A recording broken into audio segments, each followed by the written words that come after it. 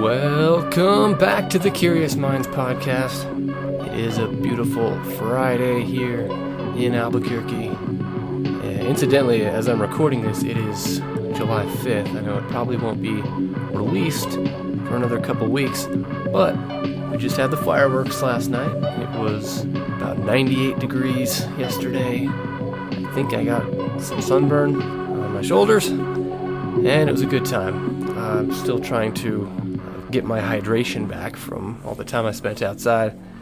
So it was a nice, enjoyable day, but I gotta be honest with you, I do kind of miss what the 4th of July back in Idaho offers. Huge fireworks show.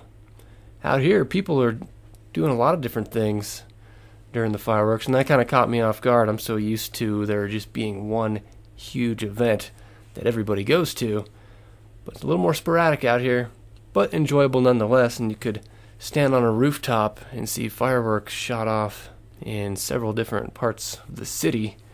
So that was kind of interesting. Now, if you've been tracking with these podcasts, you know that we've just wrapped up a little mini-series on the importance of listening. And of course, this is an apologetics podcast, Curious Minds, meaning we engage our mind in Christian ways and provoke unbelievers to be curious about the things that matter most. The objective is to think well about the things that matter most, and to do that, to get started in that process, we covered the importance of listening. We want to be able to hear the other perspective. Now, this second mini-series is going to gear in on critical thinking, and this is where apologetics really comes to the surface with critical thinking. So we are not simply passive listeners. We are thinkers. We are constructive. We engage with ideas well. And if we're going to do that well, we have to apply a few critical thinking tactics. And of course, over this podcast, I'm not going to be able to cover every nuance of critical thinking or every logical fallacy, but I will bring up some of the more important ones. And the order of this is going to deal with accurately representing other positions. The second installment is going to deal with livability and self-consistency of a view. And then the third part will deal with Christianity and logical consistency. So we'll examine critical thinking, some logical fallacies, talk about livability, and finally in the third part, we'll expose the way that Christianity fulfills livability and logical consistency better than alternative views. And again, I'm not doing spontaneous podcasts at the moment. They are rather scripted, although I feel like some of the conversations that I've had could generate some pretty decent material for some shows. But this is important, critical thinking, as we're engaging with people on a campus, in Taco Bell, in the line at Walmart. We need to be able to consider views and ask the right kinds of questions about them. A Christian mind deals with accurate thinking, and that means we need to apply critical thinking skills to the things that often people take for granted. Since God is a thoughtful God, we need to be the types of people that are thoughtful, logically consistent, and show evidence of being the best thinkers, the most rational and consistent people on this planet. We'll deal more with those ideas as time goes on. As for now, let me dive into the script of Critical Thinking Part 1 on the Curious Minds podcast. I don't like using the drive-thru. I can actually see a drive-thru out my window here. I like going in to order my food. It's nice to be face-to-face with people. Drive-thrus have gotten better, and soon I wouldn't doubt it if they had HD video screens so you can see the person who's taking your order. In the past, it kind of sounded like a bad AM radio station losing its signal. I'm pretty sure that the workers were told to say, "Welcome to McDonald's, can I take your order?" But they might as well have said, "We're being overtaken by frogs, can I put one in your burger?" And when you would order, they would always hear something far different. You might order Big Mac and French fries. They would hear something like picnic and french fries. Somehow it always turned out all right. The point is that it's important to be understood for what you're saying, and vice versa. The previous installment of Curious Minds focused on the importance of listening to be an effective Christian example. Listening is a vital starting point for apologists and evangelists. In this next series, we are going to focus on doing something with the things that we hear. We do not listen in order to accuse, we listen in order to respond. If we're going to respond appropriately, it's very important that we understand things accurately. It's very popular to misconstrue the things that another person says in order to fit it into convenient categories that one feels comfortable dealing with. This is known as a straw man technique. It is a formal logical fallacy. In other words, it is bad reasoning. Yet it is very tempting to use for a couple reasons. First, impatience. The straw man keeps one from having to take the time to think carefully through a statement or argument. Second, pressure relief. Through the straw man, the person might feel that he is put on the spot after hearing a certain point. Rather than live with uncertainty, silence, or otherwise appearing to lose ground in the argument or discussion, he feels the need to take the pressure off by saying something that sounds good, regardless of whether it accurately represents what the other person has said. Third, showing off. Many popular debaters or controversial political analysts gain a following by giving the impression that they own the other person, by giving their fiery response. Certainly grandiose statements made by atheists, and yes, even some unwise Christians, reflect that they are more interested in boosting their street cred and tweet ability than listening, understanding, representing, and reasoning well. Consequently, culture tends to perpetuate this by applauding straw man arguments that make for a useful meme or fit within the 140 or 280 or whatever characters for Twitter. Unfortunately, the best philosophy doesn't fit on a t-shirt. Now, please don't put that on a t-shirt. Fourth, willful ignorance is sometimes a provoking cause of a straw man. Some people are afraid of the consequences of thinking through a topic. They're afraid of what the logical conclusion might demand or what it will cost. Rather than deal with what it actually says, they're drawn to reconstruct the meaning into something that will not cost them anything. Rather than admit that they are wrong, they continue to say that they are right by refashioning the alternative into something of their own liking. This kind of resembles drawing a mustache or crazy hair on a face of a person in the newspaper. I've heard countless straw man fallacies in my studies of Christian apologetics. Let's look at a couple random samples so that we can learn what it is that we are detecting, and so we can think about how to respond. Friedrich Nietzsche called faith not wanting to know what is true. He also said there are two types of people in the world, those who want to know and those who want to believe.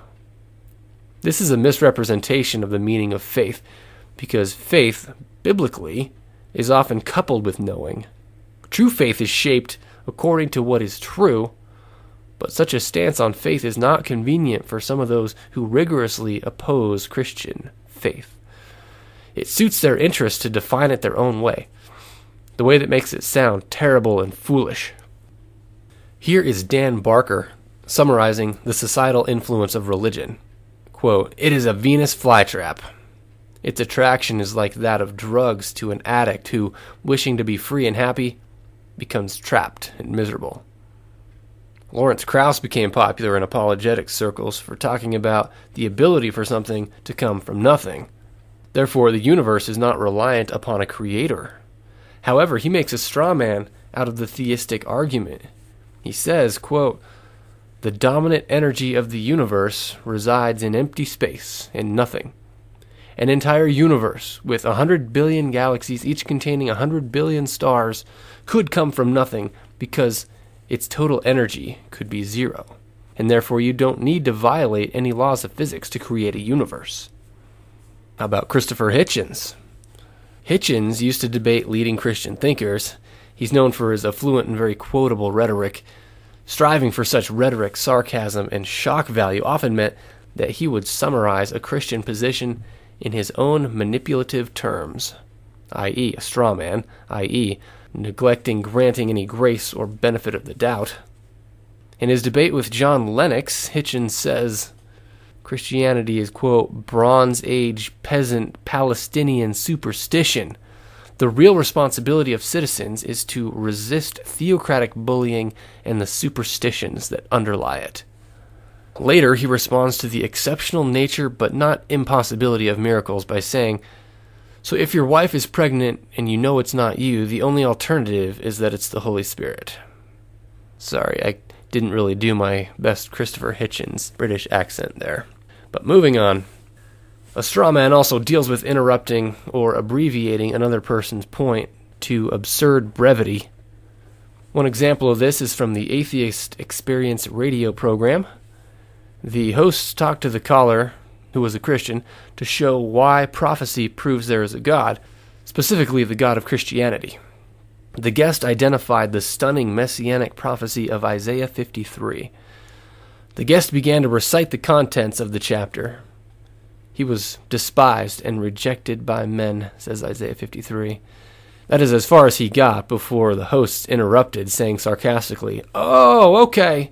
Good thing Jesus was the only despised and rejected person. That's an amazing prophecy. I asked you to bring your favorite one, and that's what you came up with?" Later they jumped from the prophecy topic to slavery in the Bible, which was a red herring fallacy, by the way. To summarize, they say that God promotes slavery in the Bible. If you do not promote slavery, you are not a good Christian, in that you claim to know better than God. In Richard Dawkins' book, The God Delusion, he believes that creationists make a straw man out of some of the points of evolution.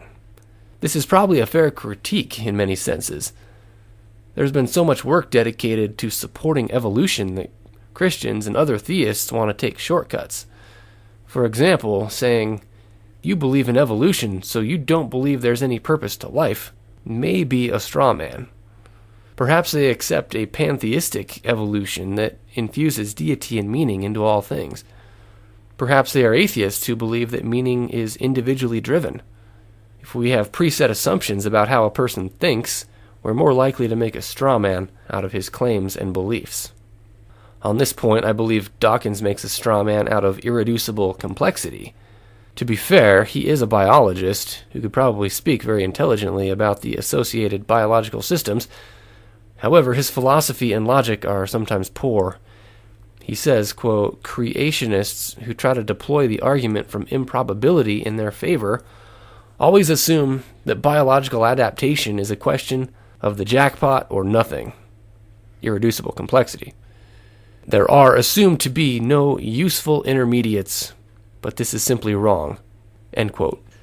This is a straw man in that creationists are not arguing whether there are useful intermediates. Intermediates being an assumption, it is more accurate to say simpler forms of similar parts. Creationists are saying that the part in question, like the human bacterial flagellum or the human eye, would not operate if any parts were removed. Early 20th century philosopher Bertrand Russell has influenced a great deal of unbelief since his time. In his essay, Why I Am Not a Christian, he attempts to refute the case of God's existence called the first cause argument. He starts by summarizing it, saying, everything we see in this world has a cause. And as you go back in the chain of causes further and further, you must come to a first cause. End quote. No major misrepresentation here, but look what he says after this. If everything must have a cause, then God must have a cause. Uh-oh. Catch the straw man? First he says that everything we see has a cause. Then he says that everything must have a cause. This is subtle, but it is a major difference. This is an example of how important some of the details are. Let me give you some tools to avoid the straw man fallacy. A, give the person the benefit of the doubt. It's hard to articulate complex things well when people are put on the spot. So give them time to clarify what they're trying to say. Ask follow-up and clarifying questions to see if you understand them correctly. B, be well prepared. This has benefits in two realms. First, you already know what a good representation of that argument or logical point sounds like. Second, you will not feel so drawn to twist their words because you'll not be so off guard or uncomfortable. C, be patient. Be willing to not know. We need to understand that not knowing how to respond in the moment does not mean that there is no good response. Of course, if the conversation is private, this will be easier to attain. However, the same grace should be applied to public conversations. So these three tools, give them the benefit of the doubt, be well prepared, be patient, and be willing to not know. Discussions and debates will generally take two forms: emotion-driven reasons and logic-driven reasons. It is tough to dialogue through emotion-driven claims because, in the heat of things, emotion often overrides the intellect.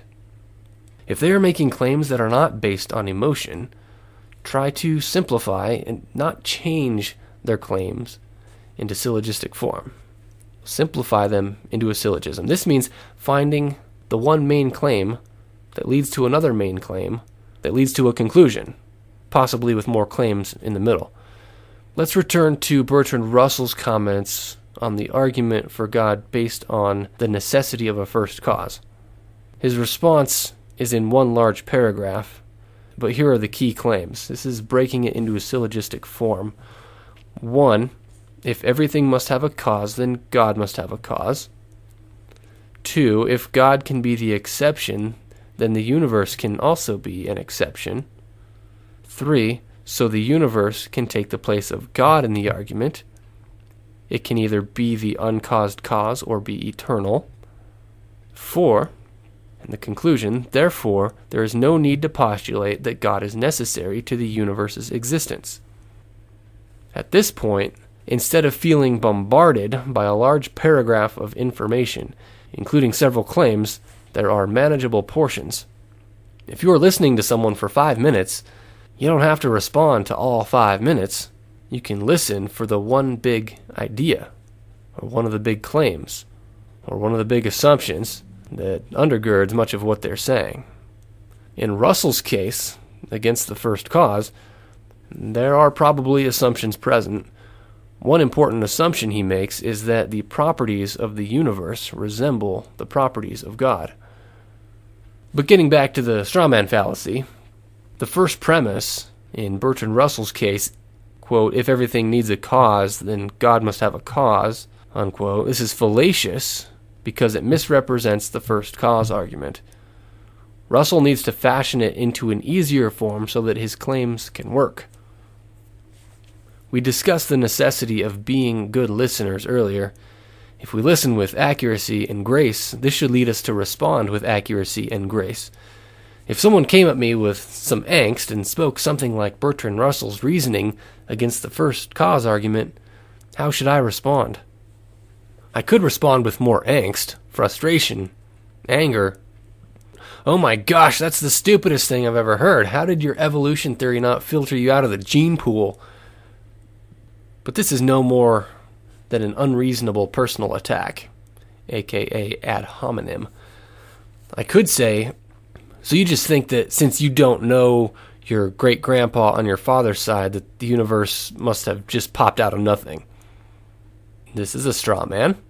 It would fit our goal of accuracy and grace to say something like, oh, I think I see why you say that the first cause argument doesn't work. Even if your position is accurate, it doesn't say that God cannot be the first cause, only that there are potentially other explanations. But it looks like your position is not accurate because you've misrepresented the theistic argument, etc., etc. Responses like this are gracious yet powerful. Let me wrap this up. Listening is a wonderful asset to Christian ministry, evangelism, and apologetics. We should not stop with only listening. Through listening well, we need to begin to think and reason well. As popular as it is to try to make a fool out of other people, that cannot become the aim of the Christian casemaker. Even though others will often twist words to make a message or argument sound worse than it is, the straw man, Christians should not follow this habit. Godly critical thinking requires accuracy and grace. This does not preclude you from strongly disagreeing or from communicating powerful words. So this has been part 1 of the critical thinking mini-series on the Curious Minds podcast.